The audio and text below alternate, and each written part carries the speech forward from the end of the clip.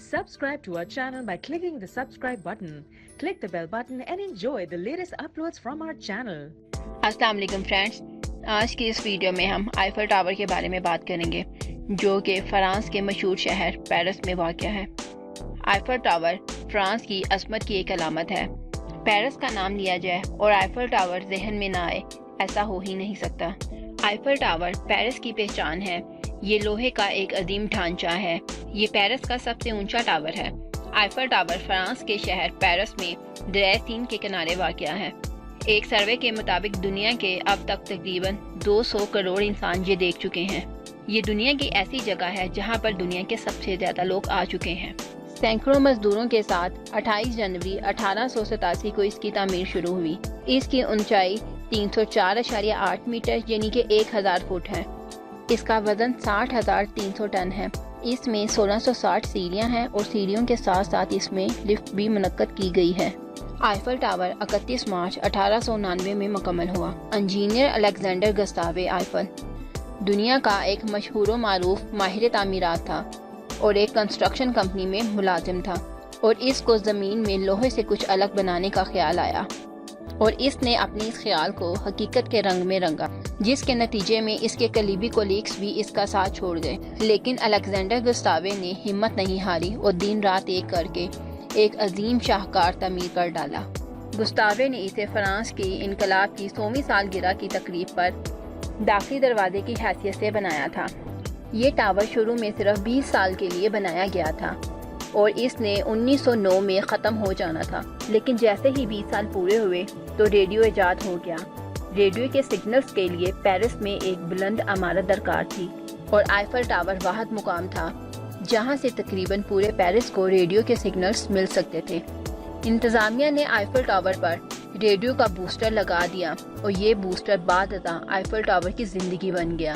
Eiffel tower आज दुनिया भर में पेरिस की पहचान है और पेरिस के शहर में दाखिल होने वाला हर शख्स उस वक्त तक अपनी सैर को मुकम्मल नहीं समझता जब तक ये आईफल टावर का नज़ारा नहीं कर लेता। इस टावर पर रोज़ाना सैर के लिए 1 लाख लोग आते हैं और आईफल टावर की चोटी से पूरा पेरिस दिखाई देता है। आईफल टावर की ये चोटी पेरिस की महंगी तरीन जगह है और अगर हुकूमत कभी इस जगह की नीलामी का ऐलान करे तो ये शायद पेरिस की तारीख की महंगी तरीन बोली साबित होगी।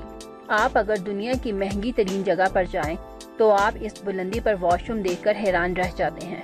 ये एक छोटा सा वॉशरूम है जिसमें ख़वातीन और मर्दों के लिए अलग अलग कैबिन बने हुए हैं। इस वॉशरूम के लिए 324 मीटर ऊंचाई तक पानी भी पहुंचाया जाता है और तवील पाइपों के जरिए बोलो बराज भी ज़मीन तक लाया जाता है। और आईफल टावर के इंतज़ामिया को इस इंतज़ाम के लिए हर साल 1 लाख से 2 लाख यूरो खर्च करना पड़ते हैं। इंतज़ामिया ने वॉशरूम की सफाई के लिए बाकायदा अमला भी रखा हुआ है। ये अमला 324 मीटर की ऊंचाई पर 10-15 मिनट के बाद वॉशरूम साफ करता है। ये बज़ाहिर एक मामूली सी बात है, लेकिन इस किस्म की बातें ही दरअसल कौमों के अरूजो ज़वाल की बुनियाद बनती हैं।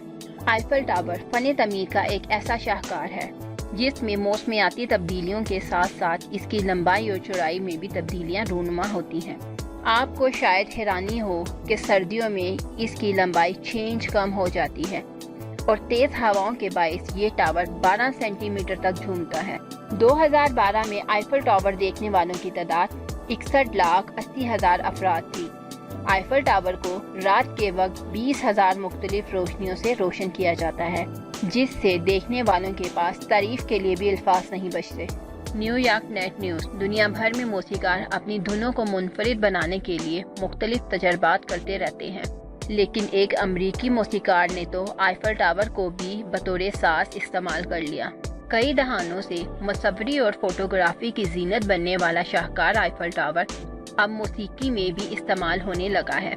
बताया गया है कि जोसेफ नामी मौसीकार ने अपने साथियों के हमरा एक मंसूबे के तहत कई सालों तक 324 मीटर लंबे टावर के मुख्तलिफ हिस्सों पर लोहे और दीगर चीज़ों से ज़रब लगाकर इनसे निकलने वाली आवाज़ें रिकॉर्ड कर ली।